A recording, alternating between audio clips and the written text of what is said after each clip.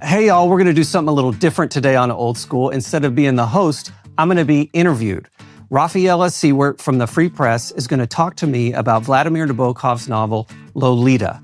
Take it away, Rafaela.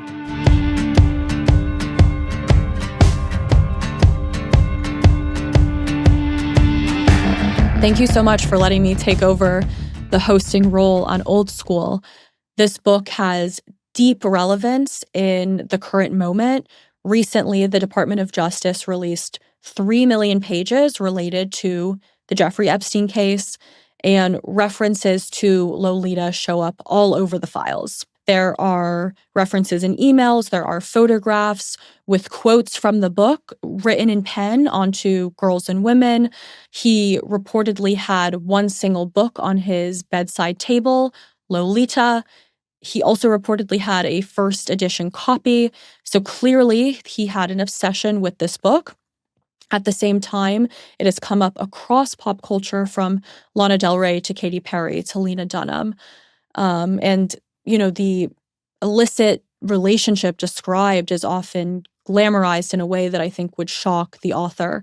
So today I wanted to do a deep dive on Lolita, about this novel, which is fundamentally about a homicidal pedophile rapist and how that has come to occupy such a prominent place in American culture. So to do that, obviously, I wanted to go to you, our literary expert. So let's start at the beginning. Where do we find the narrator and protagonist of this book, Humbert Humbert?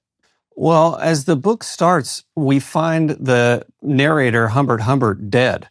The book is presented to us as a document that he wrote in prison. After he passed away, he gives it to somebody who gives it to a relative who's a kind of psychologist. And this man at the beginning, John Ray Jr. is his name, says, this document was written by a man named Humbert Humbert, who is in jail. This document details his relationship with this young girl, Lolita. So it's presented after both Lolita and Humbert are dead. At the very beginning of the novel, we see a kind of glimpse of him engaged as a 12 or 13-year-old boy with a young girl named Annabelle. And the novel presents his first sexual experience with this young girl, Annabelle. And what we learn is that she, at a very young age, dies. I think it's typhus. I can't quite remember but she dies. And he is, sort of taken aback by this, or he's very much scarred by this as a young boy.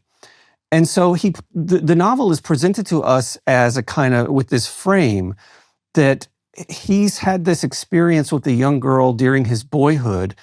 And he says he doesn't know whether what he's about to tell us came about, namely his relationship with Lolita, as a consequence of his being scarred by these early sexual experiences with this young girl who died. He says, I don't know if that's the psychosis from which I suffer or that's any cause here.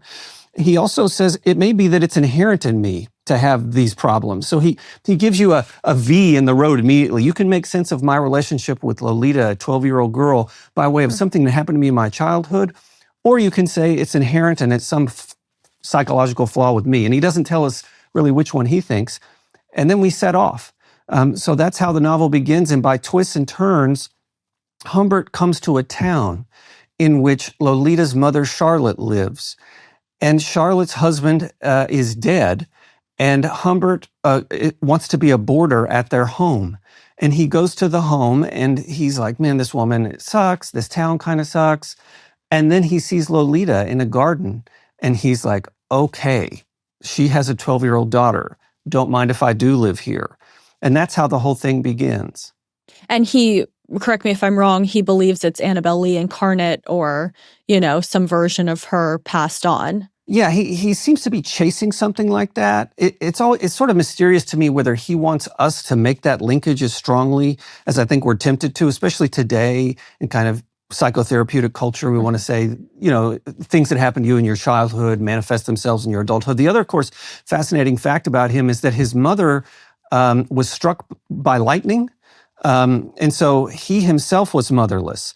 And so he begins psychotherapy as a very young child because his mother was struck by lightning. And so he says throughout the novel, with Annabelle, as you just mentioned, with his own mother and with Lolita. I've had some issues with women, for a long time. Throughout the book, there's this question about how to trust Humbert Humbert as the narrator. And the foreword is not by Humbert Humbert, it's by this other fictional character who is his lawyer's cousin, I believe. And, one thing that is signaled is sort of a warning for the reader to be vigilant. In a way, do you think Nabokov is preparing the reader to be wary of the story that is about to be told? Can you just draw this out for us a little bit? Yeah, I think, there's a lot of discussion in the scholarship about whether Humbert is trustworthy. And I do think that Nabokov plants the seeds at the beginning for you to wonder about this man. The reason I think that he does that, and the way I think that he does that, is that Humbert is honest about his own sickness. In other words, it's clear to you from the very beginning that the perspective from which this book will be told is the perspective of an insane person. And he talks about that he's been in a sanitarium a few times and that he's even put himself in the sanitarium a few times. Mm-hmm. And so this, I think, is Nabokov's way of saying, whatever this novel is going to be, reader, from the very beginning, know that the person's perspective from whom it emanates is not an ordinary or well human being, at the very least. Old School is proudly brought to you by the Jack Miller Center. In a time when our democracy faces real challenges, one question matters more than ever. Are we preparing the next generation to understand and uphold the principles that define America? At the Jack Miller Center, they believe the answer begins in the classroom. Their mission is bold: to revive the teaching of America's founding ideas, documents, and history on college campuses, in K-12 schools, and beyond. Since 2004, the center has built a national network of over 1,300 scholars who are bringing the American political tradition to life for students across the country. And through their Teach for Freedom campaign, they're working to reach millions more by 2026, our nation's 250th anniversary. Because a strong democracy depends on informed citizens. If you believe in the importance of civic education and want to help prepare the next generation to carry on our democracy, join us at jackmillercenter.org. That's jackmillercenter.org. It's clear throughout reading it that Humbert Humbert is delusional, a little bit self-obsessed. That was my reading of him. And also, there are moments where he seems to psychoanalyze himself and identifies, obviously, the onset of his pedophilia through this youthful relationship he has with Annabelle Lee, even though he's also a child at the time. But he identifies that he's attracted to what he describes as nymphettes, women who are between the ages of 9 and 14. He refers to himself as a pervert. And there is some degree of self-awareness. And I think that brings up a question is, does the book ask the reader to humanize this man, even though he's a predator, or think of him as just completely self-delusional? How do you understand Nabokov's intent here? Well, I think part of the genius of Nabokov as a writer, and this has, been noted about the book, now for over a half century, is that you do come to sympathize with Humbert in a very bizarre way. And I think for a reader, the genius of the writer is that he makes you feel uncomfortable because you start to see the point of view as sane. In other words, from the beginning Humbert is crazy, and yet there are times in the book when he describes his longing for Lolita in such terms as to make you almost think he's not crazy. And so I think Nabokov is interested in exploring, like any great artist, the full range of human psychic possibility. That is to say, in all of its goodness and all of its evil. You can see this today in our fascination with true crime novels. People want that forbidden stuff. They want to see people bleed. They want to see people murder. They want to kind of get into the head of such a person. Well, Nabokov does that here with arguably that crime which is the most severe, which is, arguably even more than murder, which is pedophilia. And so I think that the genius of Nabokov is that sometimes he makes you despise, and you should despise, Humbert, but at other times you start to question yourself. And what that does is it makes you wonder about your own sanity. And so he begins to teach you in this way. This was something that stood out to me, is that he is objectively monstrous, right? He's a narcissist, he's a murderer, he's a rapist, he's a pedophile. He manipulates everyone around him to get access to this 12-year-old child. And still, I think a lot of people read him as a compelling character. Why do you think it is that he reads as compelling as he does? I wonder about that myself. I mean, some of this has to do with who he is. So let's just say basically who he is. He's sort of a tall, dark, and handsome type of man. So you get at the beginning, and he has a kind of narcissism about him. He reflects on how handsome he is, and he reflects on the fact that he's irresistible to women. Now, this is a kind of telltale sign. I suspect that something is very wrong with him. But that's fascinating. I mean, that he's kind of this standard type. The way Humbert speaks, he's very intelligent. He's a literary scholar. He's a sort of literature professor. And so he's well-read. He's sophisticated. He's constantly making literary references. In Nabokov's beautiful vocabulary, I mean, Humbert comes to life as this charismatic, well-spoken gentleman of a man who has this dark sin. And I think anytime you encounter a character like that, who's so far from the ordinary, who is charismatic at the same time that he's terrifying, it makes you sit up. And so I think that's part of what's compelling about him. He comes to the United States and he ends up living as a boarder in the house of Charlotte Hayes. He meets Charlotte's daughter, Dolores Hayes, who he starts calling Lolita. And he marries the mother in order to get closer to Dolores. Can you tell us about the other main character, Dolores Hayes, referred to as Lolita? Yeah, this is a very interesting question because, as we said earlier, the story is told entirely from Humbert's perspective. This means that the only access that we have to Dolores, or as I'll call her, given with the title of the book, Lolita, is through Humbert's eyes. So we already can't say that we have an accurate reflection of this young girl because we know the person from whom we're getting the information is a pedophilic psychopath. That said, what we do know about her is that she's 12 years old. It's that she's not very good in school. She doesn't have a very good relationship to her mother. She's not a very hygienic child. He talks about how she's often dirty. Later in the book, it comes to sight that she does have some interests. Her interests are in Hollywood starlets, in acting, in the theater, and in music. She's also, like many young children, kind of obsessed with objects. Humbert begins to buy her gifts, and she just loves this. This is a way of manipulating her. But for all intents and purposes, she comes to sight before her interactions with him as relatively normal, if somewhat disobedient. She's fatherless because her mother's husband was killed, which gives Humbert, an entry point. But the other thing to say about her is, throughout the novel, it becomes clear that she's suffering. She's a normal girl in the day, but at night she's often crying. And Humbert has to buy her affections and try to comfort her.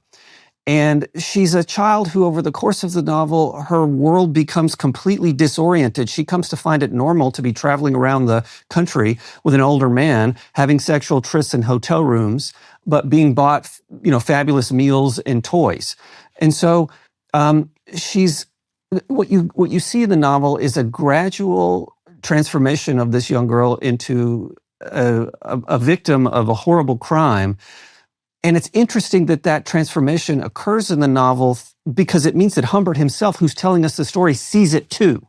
Mm-hmm. But that's in sum who she is. Well, just to set up the listener, for those who haven't read it, basically the mother dies in a car crash, and then Humbert, one might say, kidnaps this child who is sort of his stepdaughter, and then he takes her on this cross-country journey where he's basically serial raping her.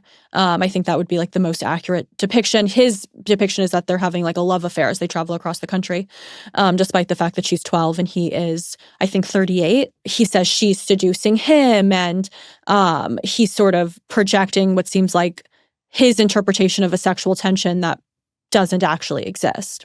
Yeah, I mean, he is the aggressor here. So we should be clear. there's this kind of way of reading the book that she's seducing him. That seems to me to be largely false, largely because of her age. Right. Their first encounter comes in her home.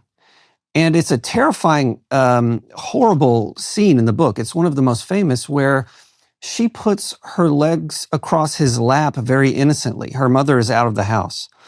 And fully clothed, he, for lack of a better term, manages to get himself off underneath his clothing by the fact that her legs are on his lap, and he sort of moves around in such a way. This is not her seduction. She's not seducing him at all. She's just being a very innocent child with a trusting adult. Right. So at every moment, Humbert is the one in control. Now, it is true that at one point in the novel, she does sexually awaken.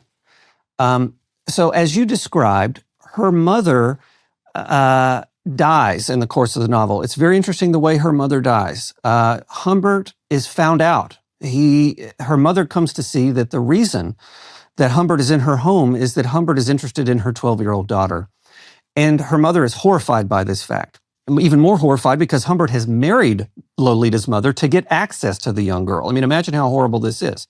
And so her mother begins to write these letters exposing him. She picks up the letters. She takes the letters to the mailbox outside, and she's hit by a car. Humbert goes and gets the letters. No one knows that she's found out, and no one knows that he's really there for Lolita. And so he becomes, to answer your question, the initiator. Now, what ends up happening is that she tells him, look, I'm sexually awakened because when I was away at camp one summer, I engaged in sexual activity with another girl and then eventually with a young man. And so it's at that point that they're on the road together. Her mother is dead. He sort of kidnapped her, but everybody thinks that he's her father, so they've let her go with him. I know this is complicated, but it's at that point that she becomes at least somewhat engaged in the sexual activity with him, but never, in my view, as a temptress, only as a victim. Of course, and it doesn't explain that she's still 12 and he's late 30s, early 40s. Yeah, I mean, there's absolutely no excuse for that. And it's true when they're on the road. I mean, this is, you have to the details are very difficult here, but when they're on the road, the first night they sleep in a hotel called something like the Enchanted Hunter or something like that. It seems as though they're in the same bed together, and she kind of comes after him. But we should be clear that, he has purchased sleeping pills so that he can drug her, so that he can, when he was married to her mother and her mother was alive, so that he could drug her mother and her both, so he could get them both to sleep, so he could rape the daughter.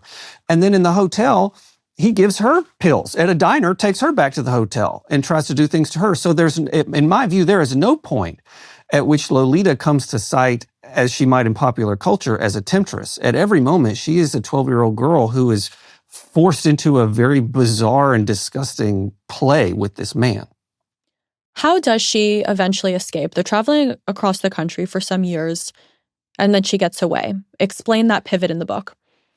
So she does eventually escape from this crazy, disgusting situation.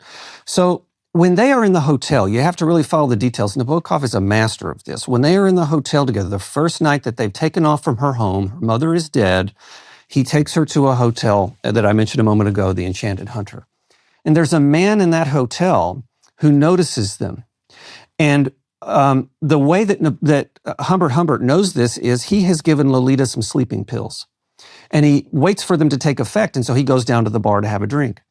And there's a man there with whom he engages in conversation, and it becomes clear that this man kind of gets what he's doing, has seen him and Lolita together. He doesn't know the man's name, but it kind of freaks him out because everyone else seems to just think that Humbert is Lolita's father, and that's, because he married her mother and she died, now he's the adult. So he goes back up to the room, thinks nothing of it, engages with Lolita, they take off. He notices over the course of this road trip with her across America that there's a car following them, and he's not sure who this is. This is made all the more interesting by the fact that they do stop in a town to live for a few years. It's called Beardsley, and in that town, he notices that there's a playwright who has written a play for the school that Lolita attends, and that play features a young girl who's kind of a temptress of a young girl. and Lolita is set to play the lead role. And so he wonders, who is this playwright? And she meets him and, all this sort of thing.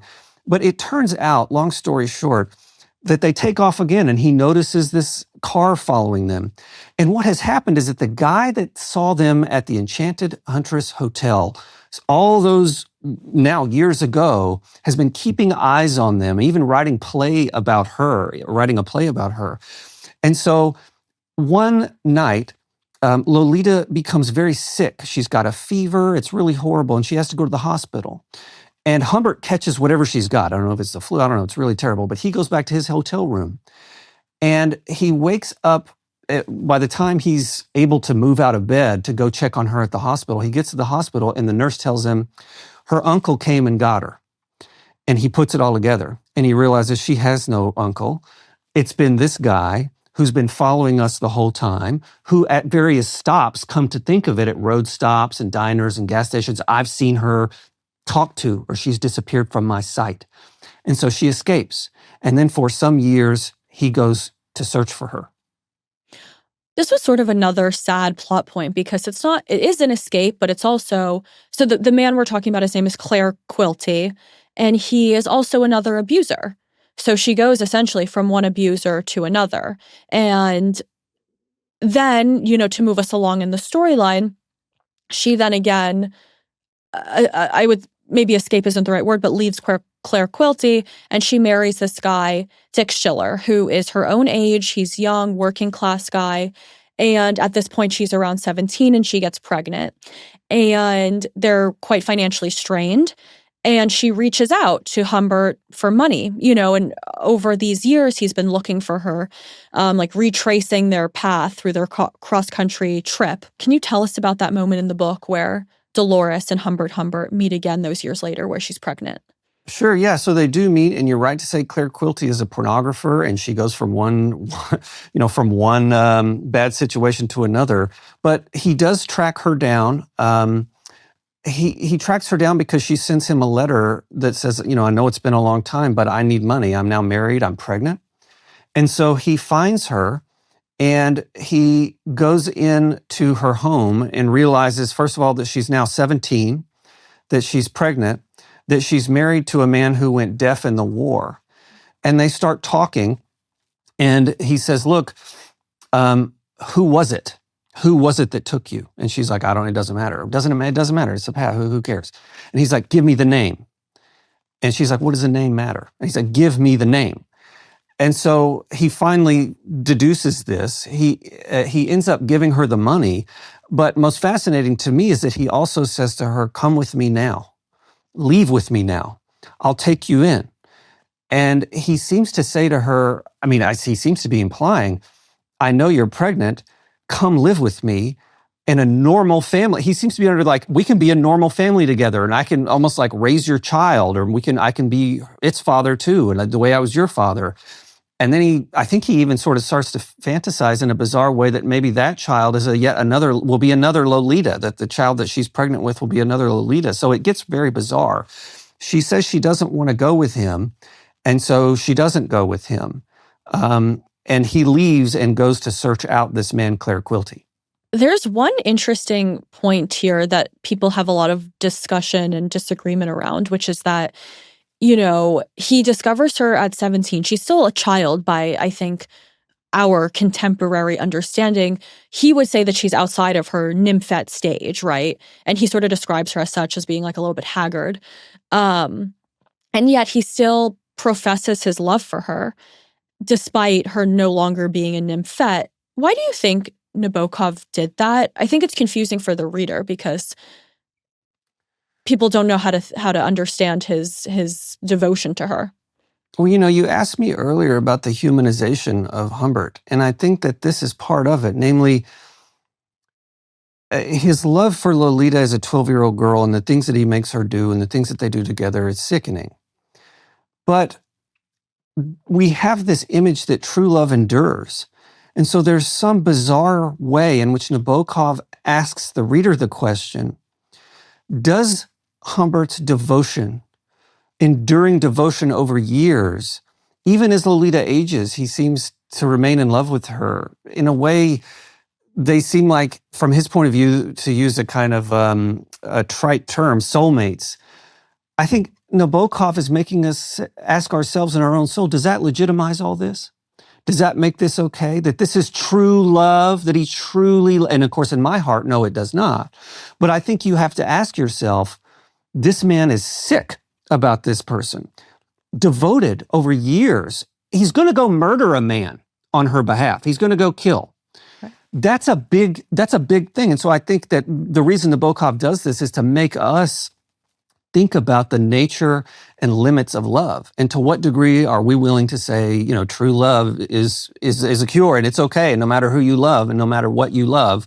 Well, in this case, it's a bridge too far, but Nabokov, put your feet to the fire on that.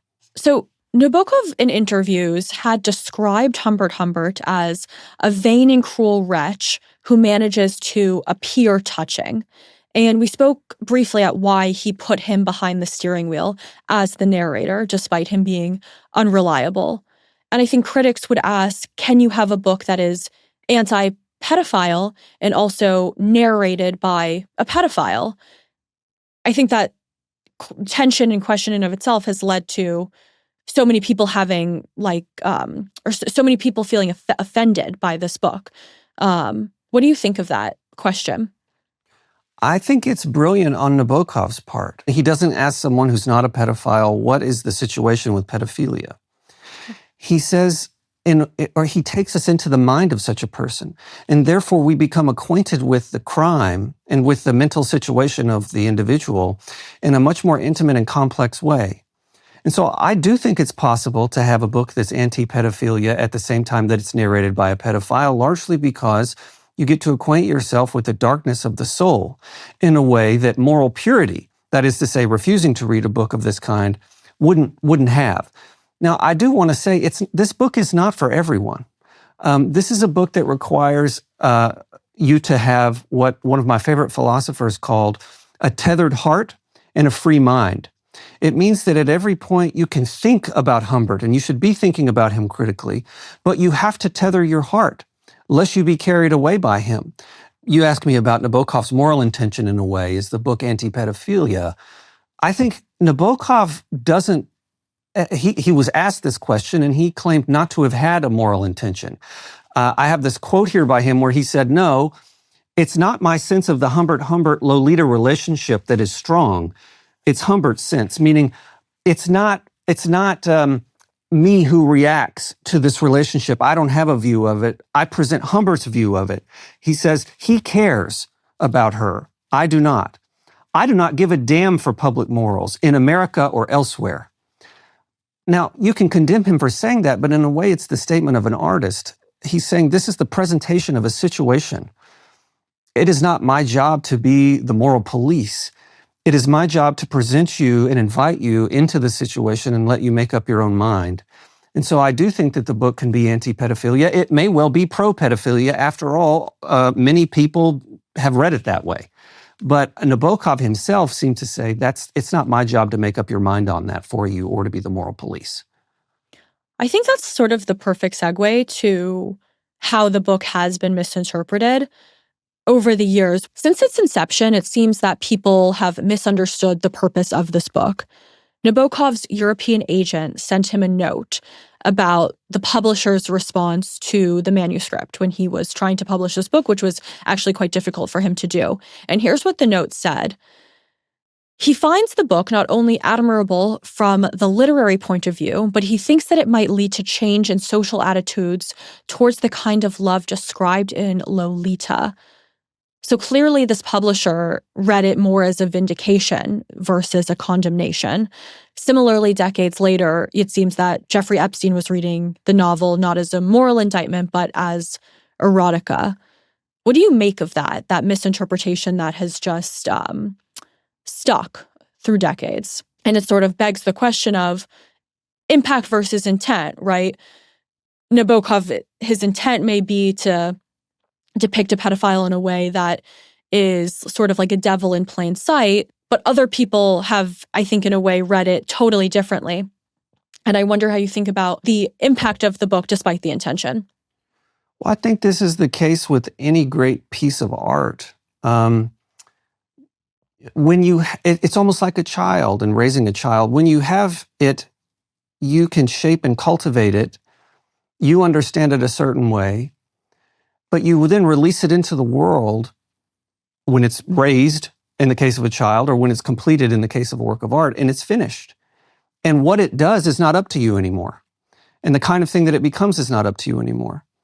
And so, in my view, Nabokov was, telling this story which came from somewhere deep inside of him. And I know there's a lot of speculation about his own background and his own life and that sort of thing. Gave this thing to the world, and then it became alien to him. And that's probably very natural to him. He had done it 100 times before that. And so I hesitate to say, I know we've discussed what is his intention versus its impact. I hesitate to say what his intention is because I'm not sure that he had an intention other than to write the best novel that he could and be immersed in an emotion that was complex and perplexing and present it in all of its multifaceted complexity.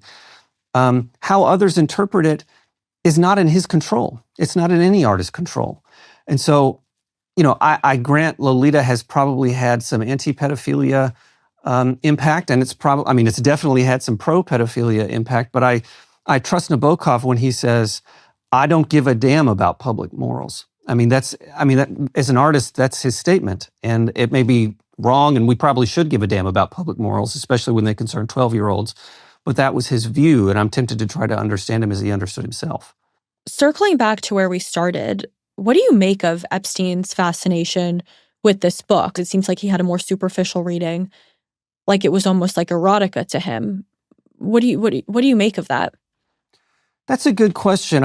I don't know the man, and I hesitate to enter into his psyche because, as you can see, people like this, as Humbert shows, are very complex. But I will say this, that if he were reading it only as erotica, he would have missed the profundity of the thing. After all, the erotica, this was written in 1950. It's not like a romantic novel or romantasy today where, it's just all the description of all the pulsating parts and all that. That's not what's going on here. And so if you're reading for that, it's fairly subdued erotica. But I think if that's all you get from it, you miss it, because there are places at the end of the novel that maybe Epstein should have read with more care, where Humbert seems to say, I know that I ruined her life. I know that I robbed her of childhood. I know there's a very beautiful passage on the second to the last page when he hears children playing in the distance, and he hears, the swing and the crack of a baseball bat at a park, and the sound of children running and dogs barking and leaves rustling and them chasing each other.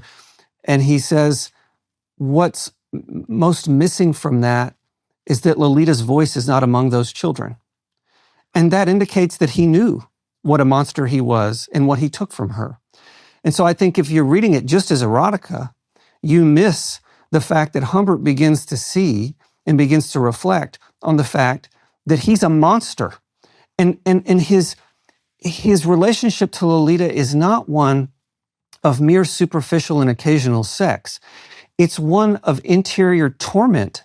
He's tormented by what he himself acknowledges is a perverse neurosis, a perverse pathology. I want to pivot a bit to the other way that Lolita has sort of just had such a fixture in American pop culture, become such a fixture in American pop culture.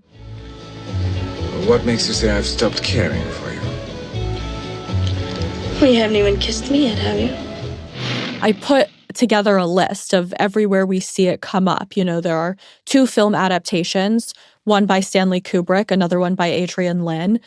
Lana Del Rey has a 2012 song called Lolita. She also references Lolita in her other catalog of music. Katy Perry talks about her obsession with Lolita. Lena Dunham has called it one of her favorite books. There have been musical and stage adaptations, ballets, fashion subcultures.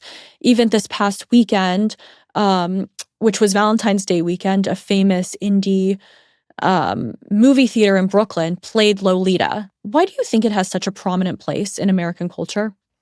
That's a good question. It seems to me that there's a glamorization of the girl because the girl is somehow tempting and tantalizing to the man. And so that glamorization requires us to forget who Humbert is. It requires us to negate from our minds the fact that the girl is only possible because a man has fallen in love with a 12-year-old child. And so I think that the contemporary kind of glamorization, fetishization of Lolita, attempt to imitate her, to hold her up on a pedestal, are misplaced because they overlook the fact that she's only possible because a man abused her, because a man took advantage of her. And so, I mean, you know, as the father of a young daughter, I mean, it's not funny, and it's not something for music videos, it's not a branding opportunity. This is really serious, and I think those people probably just see the name. Maybe they've never read the novel. They see the name Lolita. They know she was a young girl. They know she was a girl of some beauty. I mean, after all, Humbert describes her in the way that if you were a mature woman, of course, you would want to be described beautiful, and you know the color of her skin and her hair. And if you were 25, it might be flattering. But this is a child. Well, I think part of the myth around Lolita is dependent on the erasure of Humbert in pop culture, right? We always hear about Lolita, but we don't hear about Humbert. And, one interesting thing is I think Lolita's used as shorthand for a young woman who is like the archetype of female sexuality, but not necessarily someone who's underaged. It's been like totally changed in meaning. And we don't have Humbert as shorthand for like an abusive, predatory figure. As you said, maybe people haven't read the book. Or, one thing I wanted to put to you was the movie adaptations are quite in some ways, a bit of a departure from the book. Stanley Kubrick's 1962 film either fundamentally misunderstood the novel. I mean, Kubrick is quoted saying, "To me, Lolita seemed a very sad and tender love story, and the movie comes across as a dark comedy." And that seems to be sort of the impetus for misunderstandings for decades to come. Why do you think he got it so wrong, Stanley Kubrick? That I don't know. But it calls to mind your earlier question, which is when Nabokov released this into the wild, not only did he make it such that any of us could understand it however we want, he made it so that other artists could remake it. And he has no control over that. You point out that there's a way in which Kubrick glosses over it, which I think is right, largely because some of the scenes would be simply unmakeable. You could never put a child in the situation required to do something like this. Even if you had an adult actress, it would be exceedingly bizarre because you would be making her into a child or trying to make her into a child to imply what's going on here. So I think there's a certain fascination with the story and an impulse to tell it. But this is one of the situations where I think the book is simply unmatchable. The things that Nabokov can do, because he's a writer, he relies on your imagination. He doesn't have to put it on screen. He doesn't have to select an actress. You are the film. Your head creates the woman. You imagine what she must look like. And so he makes you responsible for, in a way, the moral violation that in a film the director is responsible for. And that's, in this particular case, the way a book can be a more profound document, an inquiry into this phenomenon than Kubrick's movie or anyone else's movie can, because you yourself have to become the casting agent, you have to become the director, you have to become, all of those sorts of things. And Nabokov is brilliant for putting this inquiry, which is an inquiry into the depths of human evil, in this particular form. Do you think part of the affection for the story is that we are sort of obsessed as a culture with sexual taboos? Yeah, I think that's part of why this is fascinating and popular. Although I would extend that from sexual taboo to a culture obsessed with the allure of moral violation simply. I mean, we mentioned true crime and those sorts of things a moment ago, and that genre is but I should start a true crime podcast because I'll be number one immediately. That we're obsessed with moral violation, whether it's sexual violation, whether it's murder, and whatever the case may be. We want, in a way, to get into the heads of those people and to live lives that we ourselves would forbid ourselves if we're sane, but are fascinated with nonetheless. I think that's probably part of the allure of Lolita. This makes me think about it. There's a philosopher I love a lot, Jean-Jacques Rousseau, and he wrote a famous novel called Julie, and at the very beginning of it's also a love novel. at the very beginning of the novel, he says, novels are for corrupt people. That is to say, novels are for morally degraded people. There's something to that to go and live a life, to see things, to be a voyeur on Lolita, or a murderer who's just hacking somebody apart, to have that longing already indicates a certain moral corruption in you. And this art form is peculiarly suited to that. So I think that that's all part of this. One other thing I'll just tack on to the Kubrick narrative is that, as you mentioned, a lot of the plot was omitted because of the censorship laws. So they couldn't explicitly show that there was abuse. That's one thing. But it's not just what was omitted, it's that they added like a mutual sexual tension in the storyline that doesn't exist in the book. Yeah.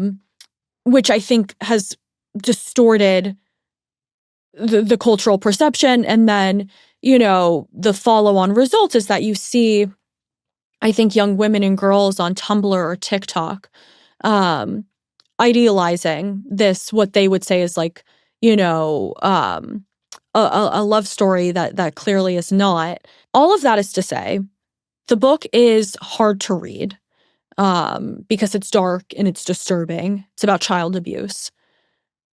Big picture, what is the value of putting yourself through the uncomfortable exercise of reading this book? Look, I mean, the premise of Old School is that reading good books can make us better. So you're asking me the question, how does Lolita make us better? And I would say, well, if we're talking about better in the conventional sense, there are an infinite number of books that I could recommend to men in particular that would make you a better man. I could recommend Jane Austen's novels. I could recommend, if you're interested in love, Cormac McCarthy's All the Pretty Horses. Cormac McCarthy, whose books are like Blood Meridian, which many men will have read, is a profound meditation on human evil. What it means to be a murderer and to be utterly pitiless, unempathetic, hateful. I think that Lolita, it's not that, but it's a meditation on an ugly thing. And I think if you want to acquaint yourselves with all that human nature is and is capable of, Shakespeare saw this, all that it can do and that it can be. The Greeks saw this. Then Lolita has a rightful place in a capacious humanities education because it shows certain aspects of eros, what the Greeks called eros, of erotic longing, in their most perverse manifestations. It's worth saying, of course, as I invoke the Greeks, that the Greeks themselves were pederasts. After all, if you read Plato, if you read Socrates, those dialogues, if you read the Achilles, the Iliad with Achilles and his young love, you will find that this has been part and parcel of human history for a very long time. And so I think to see this, to try to understand it, to meditate on it, to tether your heart, not to be seduced by it, not to romanticize it, not to glamorize it, but to tether your heart and try to understand it in a genuine inquiry into the possibilities, both invigorating and depressing, of human nature. Lolita can help you do that. But you need to go into it with a resolution to read it with all of its nuance. You got to do Nabokov justice. He did justice to its complexity and not romanticize it and not simplify it. And I think if you go in with that mindset, you can learn a lot from this. Also, as we briefly touched on, art is not necessarily meant to be moral or model ethical behavior, but more so about evoking feelings. I think the book certainly does that.